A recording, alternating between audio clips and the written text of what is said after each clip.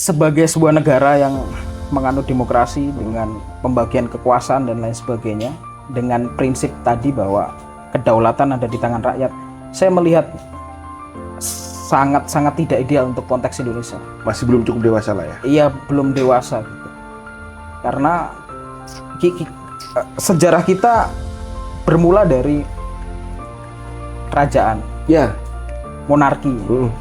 Saya kira DNA itu terus kemudian diampu oleh feodalisme, itu membuat masyarakatnya corak berpikirnya belum banyak beralih ya. Mungkin secara persentase masih banyak yang terjebak pada situasi itu, bahwa orang yang punya kedudukan, orang yang berseragam itu masih diletakkan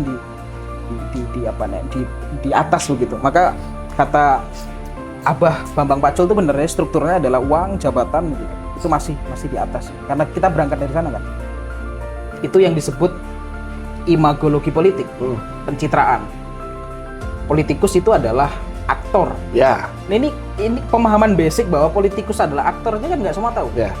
Maka ketika sudah lembaga survei mengatakan kebutuhan hari ini kamu harus begini-begini, dia mencitrakan diri, tidak selesai di situ. Akhirnya diamplifikasi dengan algoritma yang kuat, dan disitulah buzzer bekerja. Kita sebut KOL yang kemudian terlampau mendorong sisi emosional itu adalah lahirnya bigot politik atau para fanatisme kepada person. Padahal ada kredo politik, ada banyak kredo politik. Bisa kredo politik itu tidak ada kawan abadi, yang abadi adalah kepentingan. Ya. Terus kemudian kredo politik juga hanya ada dua, kalah atau menang. Terus yang terbaru adalah senyampang tidak ketahuan, kecurangan adalah bagian dari strategi pemenangan. Orang kota dia lebih gampang bermain media sosial Ya. daripada orang pinggiran.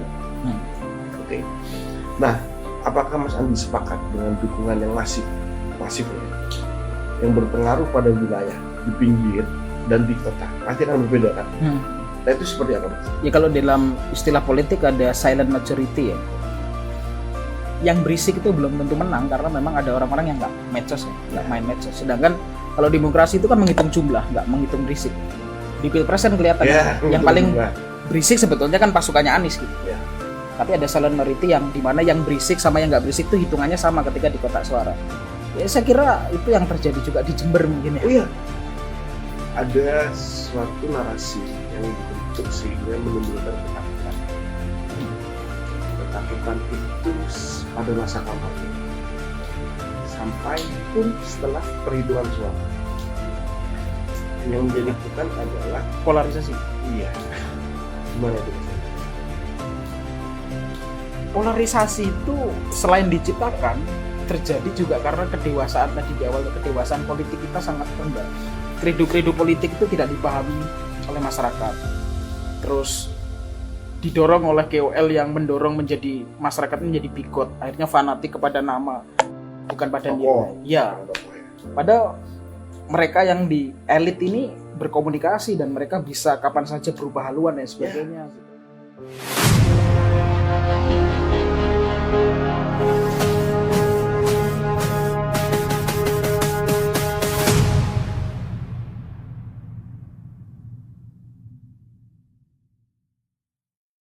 Selamat datang di konten kami yang bernama Diksi.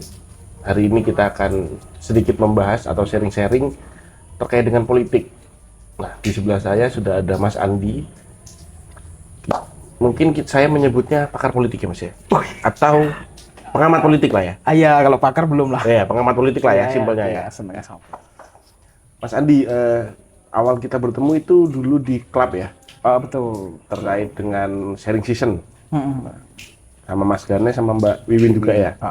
Sama siapa lagi? Mas dari Bondowoso itu? Oh, Mas Fajar. Oh, Mas Fajar ya. Itu pun mengangkat isu-isu politik. Dan saya tertarik dengan sampean sehingga kami hadirkan di Diksi ini. Mas Andi, nama lengkap? Andi Saputra. Andi Saputra. Oke. Bisa ceritakan sedikit tentang masa kecil Mas Andi, lahir, besar, dan tinggal. Oke. Jadi saya lahir di Lampung Timur, Kecamatan Jabung, desanya Adiluhur sekarang. Saya SD di situ, SD Negeri 1 Adirejo Jabung, SMP juga SMP Negeri 3 Jabung. Saya dari kecil, jadi saya tinggal sama nenek karena kedua orang tua sejak saya kelas 1 SD itu harus merantau gitu. Jadi dari SD sampai SMP saya tinggal sama nenek ya. Terus baru lulus SMP karena ada stereotip tentang daerah saya yang ya dianggap sumbernya keburukan begitu waktu itu. Kriminalitas begitu-begitulah kalau di Lampung Timur cukup terkenal. Yaitu stereotip ya karena pada faktanya juga nggak semuanya buruk kan. Ya. Saya harus berpindah begitu sekolah di Kota Metro Lampung. SMA itu ya? SMK. SMK. Dengan asumsi orang tua saya adalah dulu kan kampanyenya SMK bisa gitu. Langsung kerja. Langsung kerja. Di SMK Muhammadiyah 1 Kota Metro gitu. Nah, kemudian ketika di Kota Metro itu terjadi perubahan yang signifikan karena saya bertemu dengan organisasi pelajar Ikatan Pelajar Muhammadiyah. Saya banyak belajar hal di situ. Dan yang membuat saya berubah adalah karena saya merasa dihargai. Kalau di daerah asal saya karena saya dari kelas ekonomi bawah begitu, saya kurang diterima di pergaulan dan sebagainya gitu. Sehingga ketika saya sekolah di SMK Muhammadiyah Kota Metro itu, saya dapat tempat begitu. Kemudian secara jabatan di organisasi saya juga jadi ketua begitu sampai tingkat kota. Nah, kemudian harusnya tuntutan orang tua kan kalau selesai SMK kamu harus kerja gitu. Ya. Saya sempat kerja di rumah sakit. Sebagai? Waktu itu ini akreditasi kan butuh tenaga bantu begitu untuk ngetik berkas dan sebagainya ya. Kayak saya yang menyiapkan berkas-berkas itu. Saya baru paham bahwa waktu itu disuruh orang tuh nggak enak. Harus on call gitu-gitu kan. Nah dari situlah bahwa saya mikir bahwa saya harus kuliah gitu. Nah, ketika mau kuliah kan nggak ada uang untuk kuliah, bagaimana caranya begitu. Dan kalau ibu cenderung support ya, kalau bapak kan pikirannya ya kamu harus segera bekerja begitu. Sorry mas, kalau boleh tahu sekarang usianya berapa mas? Saya tuh kelahiran 97 mas. 97. Berarti relatif muda ya? Ya. Oke. Terus terkontaminasi dengan politik sejak usia? Nah itu ketika di Metro. Di Metro. Walaupun ketika di SMP saya didorong juga sama salah satu guru, beliau namanya Pak Nanang untuk jadi ketua OSIS. Secara ritme berorganisasi basicnya udah ada di situ. Tapi betul-betul merasa bahwa politik itu penting ketika di Metro kan. Di Metro ya. Metro. Karena saya baru paham ternyata daerah yang tempat saya asal kenapa demikian ya karena pemerintahnya kurang mengorkestrasi pembangunan dan sebagainya. Akses pendidikan juga tidak dibangun secara baik gitu, sehingga saya berpikir politik itu penting gitu untuk bersuara gitu. Berarti yang mendasari sampean terjun ke dunia politik adalah pertama stereotip tadi, lalu adanya kelas sosial, betul. Sehingga sampean bergerak untuk aku harus bisa nih berubah atau merubah nasib. Iya. Oke. Lalu mas, sekarang di Jember? Di Jember. Kenapa kok di Jember? Itu tadi kan saya bilang saya harus kuliah karena diperintah orang itu dan hierarkis itu nggak enak. Saya memaksakan diri untuk kuliah. Nah dulu itu saya pernah nulis esai begitu tingkat provinsi tentang hukum, juara 1. Nah dapat akses di FH Unila Lampung. Tapi kemudian harus bayar kan? Yeah. Saya bingung juga harus bayar. Nah kemudian di Jakarta ada, ini agak panjang memang. Di Jakarta saya acara IPM tadi, organisasi itu saya bertemu sama orang Jember. Dan di sini sebetulnya awal cerita yang kemudian sampai sekarang nggak bisa saya lupakan. Dia bilang ke Jember aja, di sana ada beasiswa kalau kamu berprestasi. Nah saya lempar lamaran proposal. Disepakati sama Unmuh sini. Akhirnya saya keterima dan dijanjikan akan ada beasiswa kalau begini-begini karena di Muhammadiyah itu ada sistem kaderisasi kan. Yeah. Kalau kader dapat akses gitu. Nah, mau mempersiapkan diri saya kecelakaan dan parah. Saya kecelakaan itu nabrak truk ya. Jadi kaki saya ini kan panjang sebelahan. Di Lampung tuh ya? Di Lampung. Di Lampung. Itu hampir pupus juga. Saya hampir nggak bisa kuliah nih. Karena saya nggak punya siapa-siapa kan. Tapi dengan asumsi bahwa saya harus kuliah, satu, kedua adalah saya kan basic orang Jawa mas. Orang tua kan transmigran. Kata orang tua masuk wong Jawa nggak ngerti Jawa. Maka saya memaksakan diri. Orang Jawa nggak ngerti Jawa nih. Iya. Nah setelah kecelakaan recovery dan ketika orang bilang wah kamu akan sembuh lama dan sebagainya, ternyata nggak. Saya 2 bulan clear. Ini pecah terus kaki patah dan sebagainya. 5 hari sebelum saya tiba di Jember, orang yang saya kenal di Jember itu meninggal dunia. Namanya almarhum Mas Fajar, rumahnya Wuluhan. Saya tuh blank di situ. Saya nggak kenal siapa-siapa kan. Tapi dia mendelegasikan ke adik-adiknya begitu. Dia saya tiba di Jember itu buta peta, saya diturunkan di alun-alun sama travel. Saya bingung juga. 2 jam setelah saya turun tuh saya hampir memutuskan untuk saya balik karena saya nggak punya bayangan saya akan kemana gitu. Yang pada faktanya adalah beasiswa itu kan bisa diakses setelah semester 2. Ya. Saya nggak diterima. Nggak punya tempat tinggal, nggak punya apa. Kalau orang sebut modal nekat gitu. Nah habis itu karena teman saya yang almarhum tadi mendelegasikan ke adiknya, ya adiknya itu yang urus saya. Barulah saya dihantarkan ke Panti Asuhan Nurul Husna Patrang. Sebelumnya saya agak kayak homeless gitu kan. Bingung lah ya. Iya.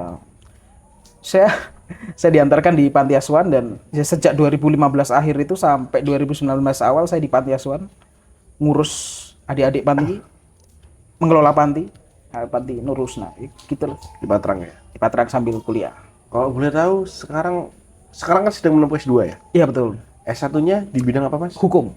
S2-nya adalah bidang? Hukum juga. Hukum? Ya concern di anggaran pemerintah. Anggaran pemerintah. Nggak jauh-jauh dari ilmu politik ya? Iya. Oke. Terkait dengan kontekstual politik mungkin sudah lewat ya zamannya kan kemarin habis pilkada serentak itu baru pertama kali dilaksanakan ya? Ya kemarin. Nah, saya mau tanya ke Mas Andi, pemuda ini sangat vokal dalam bidang politik, suaranya, gerakannya, ya. Kenapa hal itu bisa menjadi roda bahwasanya pemuda ini kok bisa lantang menyuarakan aspirasinya, padahal kita tahu bahwasanya politik yang tidak matang itu bukan politik yang tidak baik, tapi politik yang belum terarah. Iya. Iya kan? Belum terarah. Nah, itu gimana tanggapannya Mas Andi? kalau saya melihat begini, karena demokrasi hari ini tuh aksesnya atau wadahnya ada akses baru yaitu media sosial kan. Oke. Di ruang yang sangat konvensional, parpol misal, atau membentuk gerakan yang berbasis massa, yang berstruktur gitu, itu kan berat. Ya. Dan butuh energi gitu. Dan kalau kita masuk parpol ada antrian dan itu sangat-sangat hierarkis gitu ya. Akhirnya pilihan untuk bersuara di media sosial itu menjadi realistis bagi mereka yang ingin ngomong ya. Oke. Menjadi realistis kan. Dia ketimbang dia harus membangun organisasi atau masuk parpol kan terlalu rumit kan. Hanya cukup username, login. Betul. Saya kira itu dulu kondisi yang mendukung. Oke. Kenapa berisik? Terus Mas, kita tahu bahwasanya teori klasik dari Aristoteles itu menyatakan politik adalah usaha atau kegiatan yang ditempuh untuk mewujudkan kebaikan secara bersama. Nah, ada 2 poin nih. Ada usaha dan menuju kebaikan bersama. Di mana penyelenggaranya adalah warga negara. Nah, kedaulatan tertinggi di Indonesia adalah kedaulatan rakyat. Ya kan? Di mana semua kembali ke rakyat. Pemerintah hanyalah suatu institusi atau lembaga yang menjalankan kedaulatan tersebut. Nah, berarti konseptualnya tertinggi adalah di rakyat. Nah, menurut Mas Andi, apakah hal itu sudah cukup dewasa bagi kita?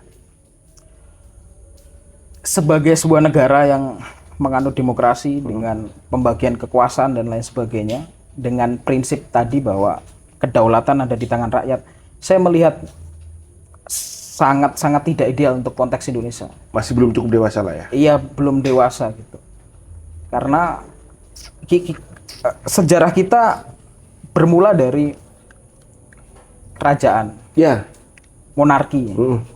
saya kira DNA itu terus kemudian diampu oleh feodalisme itu membuat masyarakatnya corak berpikirnya belum banyak beralih ya. Mungkin secara persentase masih banyak yang terjebak pada situasi itu, bahwa orang yang punya kedudukan, orang yang berseragam itu masih diletakkan di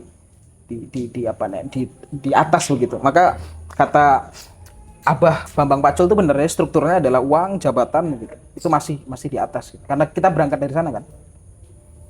Dari sistem kerajaan awalnya ya. Iya. Lalu dirubah menjadi sistem ya seperti sekarang ini kedaulatannya. Mas, berarti ungkapan Vox Populi Vox Dei setuju atau tidak untuk di Indonesia? Sebagai konsep idealisme kan oke lah. Oke. Tapi sebagai praktik, siapa yang bisa membantah bahwa kita sangat feodalistik misal? Terus saya pernah membaca itu Mas, bahwasanya kalau dulu sistem kerajaan itu ada strata namanya raja, di mana ada pembisik. Pembisik ini adalah seperti kita tahu di negara-negara Europe yang sistemnya kerajaan, pembisik ini adalah orang agama. Ya, orang agama, di mana dia membisikkan sesuatu yang menjadi pertimbangan seorang raja. Ya kan? Dan itu turun titah Ya. ke rakyatnya. Nah, berbeda nggak dengan Indonesia zaman dulu? Saya rasa struktur yang seperti itu, kerajaan kita kan menganut struktur yang seperti itu ya. Cuman kalau diambil dalam konteks hari ini begitu, sebetulnya kan tidak terlalu dihilangkan model begitu. Ada Watimpres kan. Kalau konteksnya negara begitu, sebenarnya tidak terlalu ini berubah. Cuman kan kemudian kita menganut Republik ini kan menganut NKRI ya, dari yang berserak kemudian disatukan dan dipusatkan di Jakarta begitu. Yang akan dipindah bismillah ya. Kalau jadi. Iya, akhirnya saya nggak melihat demokrasi kita maksimalis akhirnya. Jadi demokrasinya minimalis dan yang belum ideal. Apa ya Mas? Kenapa kok bisa dikatakan belum ideal? Selain karena terpusat, terus kita begitu banyak kepulauan, akhirnya susah untuk mengatur. Pasti ada satu trigger nih. Kalau ini kenapa dikatakan tidak idealis? Misal begini, jadi kita mengenal rahasia tapi umum ya. Ada hal-hal yang di negara kita itu rahasia tapi umum gitu. Sebetulnya kekuasaan itu berputar di siapa sih saat ini gitu. Siapa yang masih tetap bercokol di sana gitu. Apakah kemudian ada pergeseran yang substansi? Kalaupun ada dari kelas bawah yang kemudian berkuasa, itu jumlahnya tidak signifikan. Benar. Ya sebetulnya tetap darah biru, tetap mereka yang punya akses terhadap finansial kuat, begitu ya, punya trah gitu. Kan begitu kan? Ya.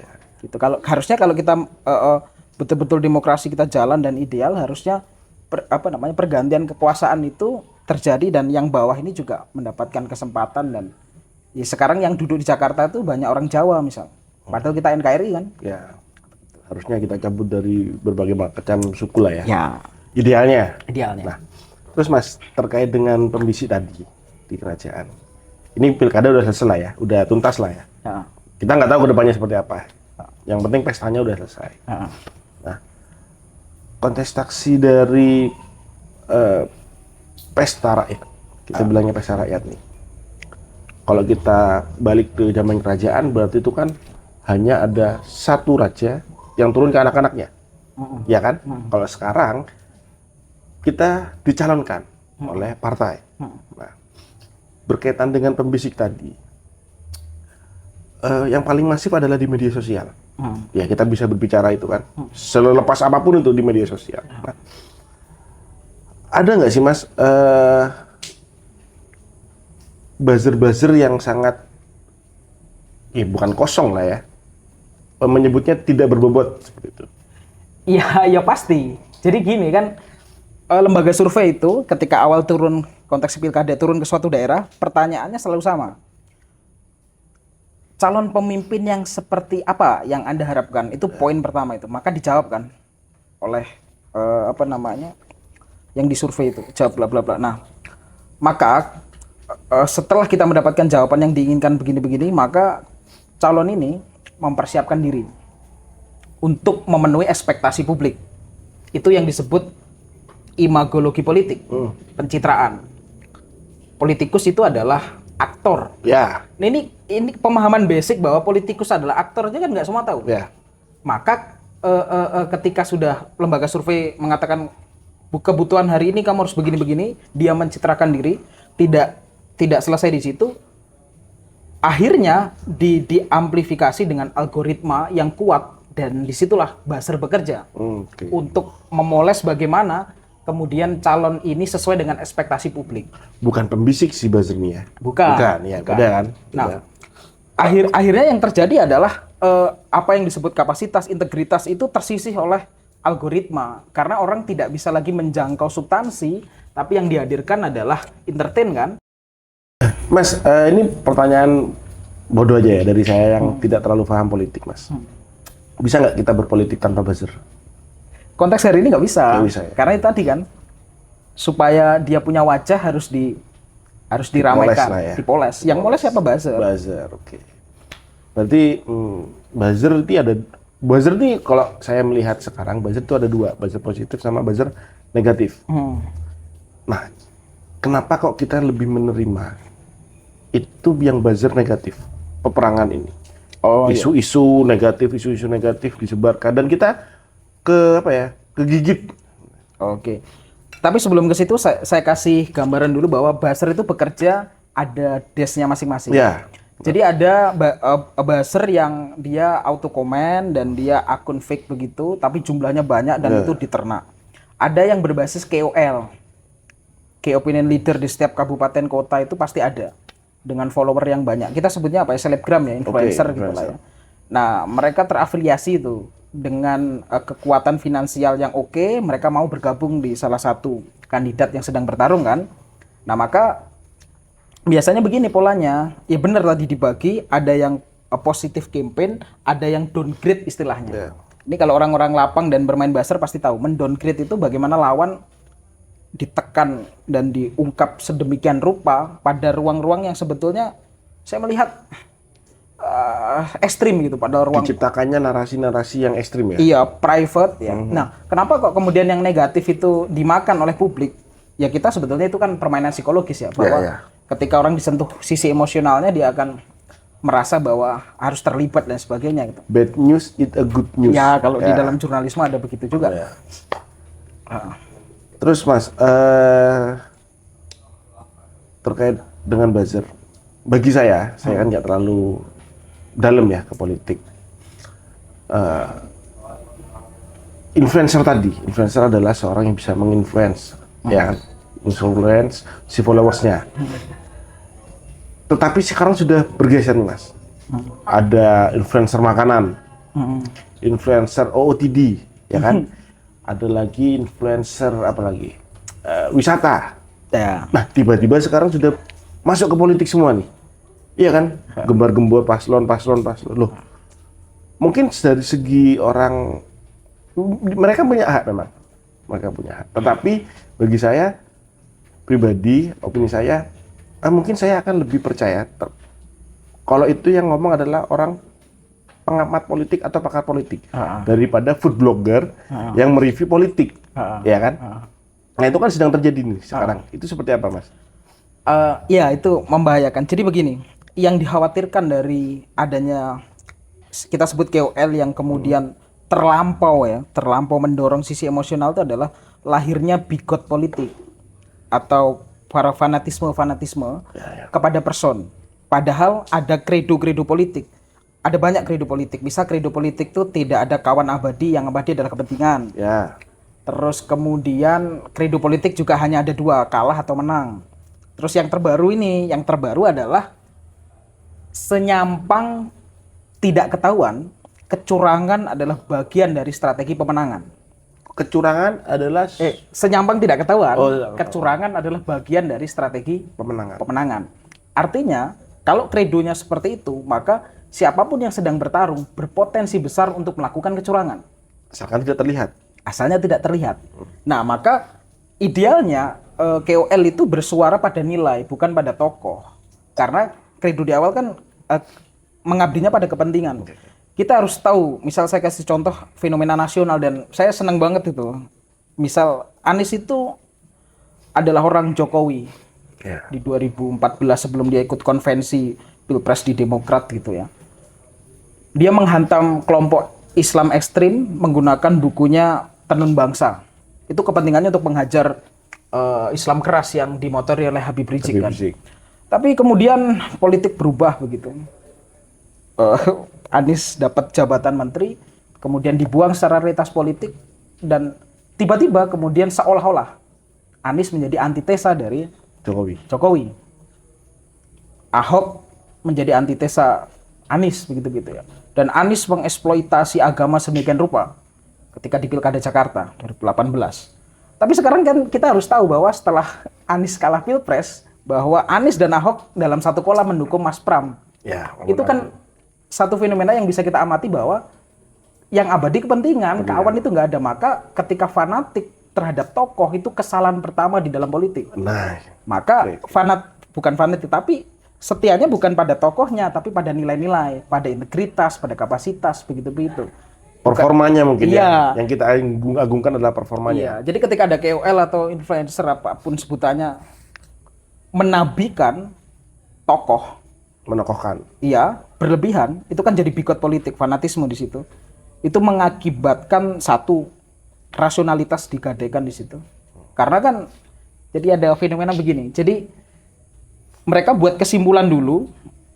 Kesimpulannya ada di awal, kemudian argumen ini dibuat untuk mendukung kesimpulannya. Itu secara metodologi berpikir logis kan salah ya. Ya, bukan argumentasi yang dikumpulkan untuk mendukung Iya. untuk membuat kesimpulannya. Iya, jadi pokok orangku bener, musuh salah. Akhirnya narasi itu dibuat Wah, sedemikian rupa. itu kan membahayakan. Nah, efeknya apa? Kalau dia dapat keuntungan karena buzzer pasti ada serpihan inilah finansial lah. Entah apapun dalam bentuk apapun ya. Tapi yang bahaya kan adalah anak-anak muda yang saya pakai istilah ini nggak apa-apa yang ngambang ya. Oke. Pendirian masih baru awal-awal mengenal politik dan dia tidak terlalu paham betul kredo-kredo politik yang saya bilang tadi, ikut-ikutan kan.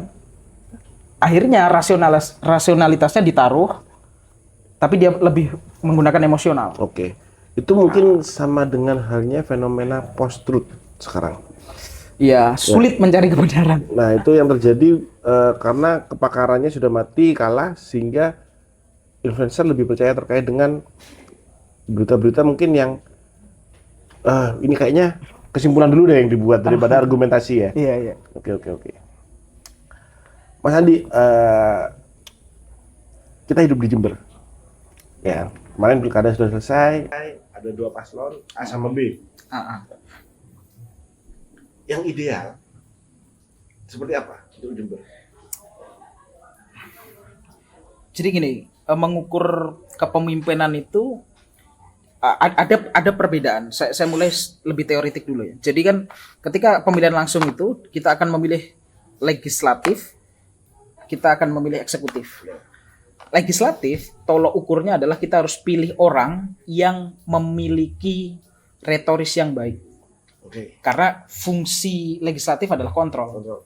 Punya keberanian yang cukup baik. Punya keberpihakan yang cukup baik. Punya elektoral yang dia rawat begitu.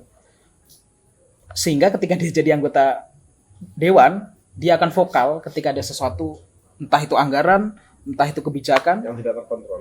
ya, karena dia secara fungsi kan kontrol ya, balancing dan budgeting ya. Maka tipologi yang harus dipilih orang seperti itu yang menyatu kepada rakyat.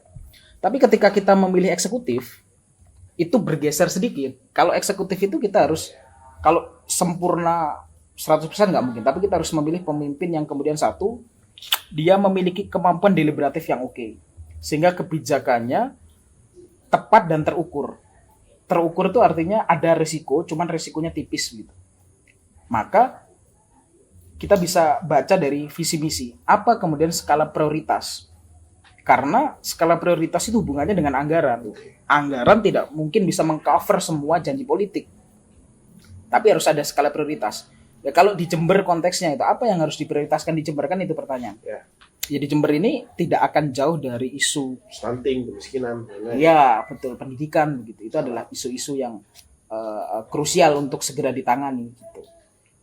Dan itu apa namanya cara menelusurinya. Tapi lebih detail lagi ya kita harus lihat track recordnya, kita harus lihat visi misinya, kita harus lihat bagaimana kemudian dia.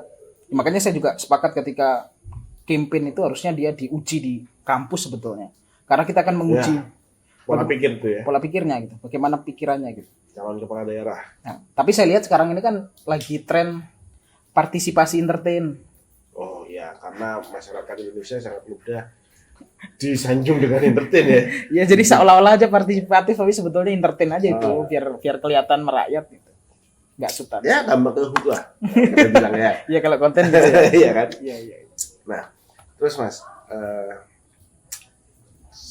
terkait sama yang tadi flashback di masa lalu adalah perbedaan strata sosial. Itu sangat mempengaruhi. Iya. Seperti halnya sekarang di dunia politik. Itu sangat mempengaruhi. Contoh simpel. Mungkin orang kota dia lebih gampang bermain media sosial Iya. ya, daripada orang pinggiran. Oke. Nah, apakah Mas Andi sepakat dengan dukungan yang masifnya, yang berpengaruh pada wilayah di pinggir dan di kota? Pasti akan berbeda kan? Nah itu seperti apa Mas? Ya kalau dalam istilah politik ada silent majority ya. Yang berisik itu belum tentu menang karena memang ada orang-orang yang nggak medsos kan, nggak main medsos. Sedangkan kalau demokrasi itu kan menghitung jumlah, nggak menghitung berisik. Ya.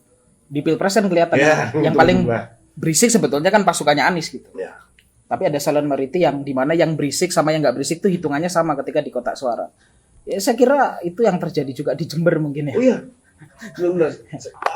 Ini Mas, ketemu orang desa pinggiran, orang pinggir tuh. Saya tanya nih, ada dua paslon kan, Jember kan, A sama B. Bu, milih yang mana? Yang ini Mas. Kenapa Bu? Ganteng dia. Udah sesimpel, dia nggak tahu, orang-orang desa itu nggak tahu isi kepalanya, pikirannya seperti apa sih paslon. Ganteng, bersih. Terus saya milih, oke, saya milih ini. Oh ya, bahkan kalau dikatakan nggak bisa baca, ibu itu lansia ya, nggak bisa baca, namanya nggak baca, akhirnya dia lihat fotonya aja. Saya foto karena dia cukup ganteng, gitu kan. Berarti untuk mendapatkan idealnya paslon harus beradu gagasan. Kita sebutnya arenanya adalah kampus, wilayah akademika, ya kan. Harus memiliki koridor di situ. Kalau bisa, kalau bisa, setuju nggak sih Mas? Pertanyaan-pertanyaan dari KPU itu diberikan di awal atau black box aja? Oke. Saya bedah agak jauh. Jadi gini, dulu 2019 Fran Maxi Suseno sempat buat ini ya apa Adikarya ya. Jadi dia ngomong begini, pemilu itu adalah arena untuk memilih yang terbaik dan mencegah yang terburuk berkuasa. Kemudian itu juga dikritik oleh banyak pengamat politik bahwa itu tendensius ke Jokowi kan. Oh itu yang menjadi saksi kunci kemarin ya? Saksi ahli. Saya kurang paham itu. Tapi yang jelas beliau pernah berstatement seperti itu. Nah itu kan dikritis. Jadi seperti ini. Itu kalimat itu kurang tepat. Harusnya kita itu ketika pemilu memilih yang terbaik di antara yang terbaik. Jangan diturunkan kelasnya, memilih yang terbaik di antara yang terburuk. Berarti ada yang buruk kan? Nah berarti persoalan kita adalah bukan sekedar soal gagasan Mas, tapi bagaimana pola rekrutmen. Apakah di situ ada seleksi etikabilitas? Apakah dia ada seleksi intelektualitas di awal gitu. Secara administratif kan kemudian KPU itu hanya menjalankan administratif aja, minimalis banget gitu. Nah, kemudian belanja masalah itu kan dilakukan di internal para calon, kemudian diflorkan kan. Tidak kemudian belanja masalah dulu dengan beberapa waktu, masalah dirumuskan baru diuji gitu kan, nggak begitu kan. Tapi mereka merumus merumus masalahnya di internal mereka. Si paslonnya? Iya, si paslonnya. Sehingga terkadang sama seperti saya kasih contoh produk deodoran begitu, apakah kita butuh gitu? Apakah kita butuh atau dipaksa untuk butuh kan gitu. Sama seperti program para calon, kalau kita nggak belanja masalah dan tidak dilibatkan akademisi, aktivis dan sebagainya, yang terjadi seperti itu. Pertanyaannya adalah kita itu butuh atau dipaksa untuk butuh terhadap program-program yang mereka keluarkan. Gitu. Apakah program itu hanya program populis untuk menggait voter yang ya Suara.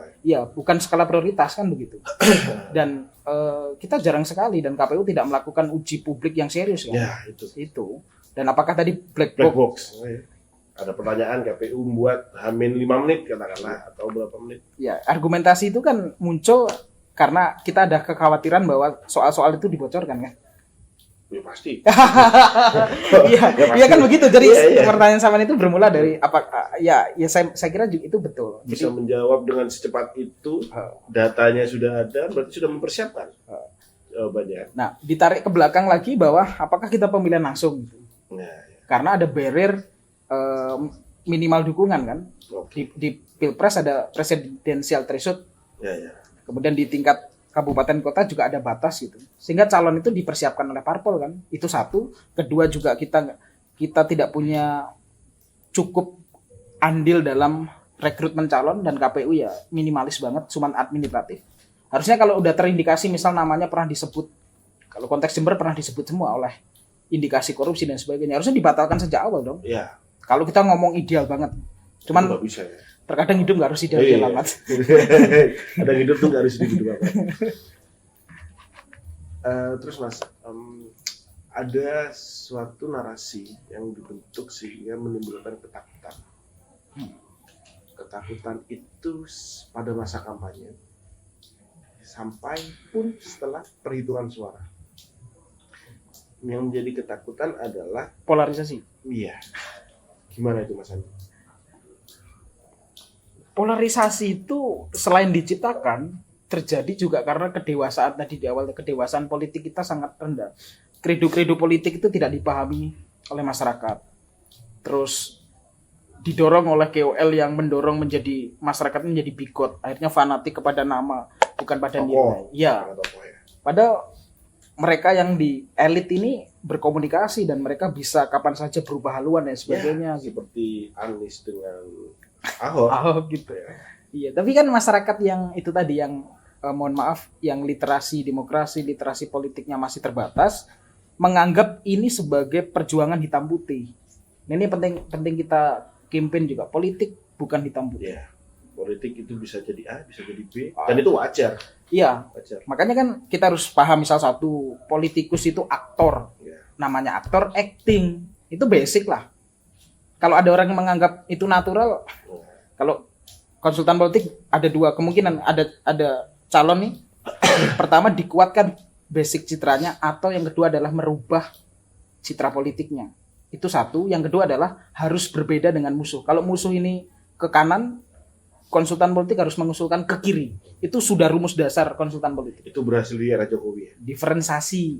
Berhasil di era Jokowi. Iya, ya, jadi Jokowi kan timokrasi dia. Pemimpin yang mengapung aja. Menggelembung tapi dalamnya dipertanyakan. Akhirnya lebih terkenal Jokowi daripada partainya sekarang. Iya, populisme, demokrasi itu populisme. Mas Andi, untuk Jember sendiri, Hmm. Jember ini masih ada titik terang nggak? Untuk konteks apa itu? Dari konteks berpolitik sehatnya dari 5 tahun ke depannya, 10 tahun ke depannya, pasti akan dibanding-bandingkan kan oleh tahun sebelumnya. Oh iya, kita belum bisa melihat secara detail karena belum dilantik dan masih ini ya. Tapi saya gunakan optimisme dari yang menang misal karena partainya misal partai yang terhubung dengan pusat. Ya. Satu gerbong lah ya. Ya, mungkin saja secara kebijakan-kebijakan akan sedikit banyak terbantu. Dan apakah itu akan bisa mengimbangi karya yang diklaim sangat monumentalis itu?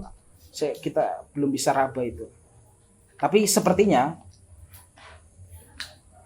ketika pemimpin yang lama meninggalkan legacy, pemimpin yang baru itu juga punya emosi yang sama untuk meninggalkan legacy juga yang lebih besar tentunya. Seperti Jokowi meninggalkan IKN yang dipaksakan itu kan kepentingannya legacy dia kan. Biar dianggap, wah bapak infrastruktur. Oke Mas Andi, terima kasih untuk waktunya malam ini. Sangat diskusi sangat singkat tapi pun berbobot bagi saya. Saya punya beberapa pertanyaan cepat. Oh iya. Dijawab dengan cepat Mas Andi. Terkait dengan pertama makanan. Makanan Jember atau makanan Lampung? Jember. Jember. Kenapa Mas? Aku orang Jawa, Mas. Oh ya. Lebih. Instagram atau Twitter? Instagram. Instagram. Berdebat atau orasi tunggal? Orasi tunggal. Merah atau pink?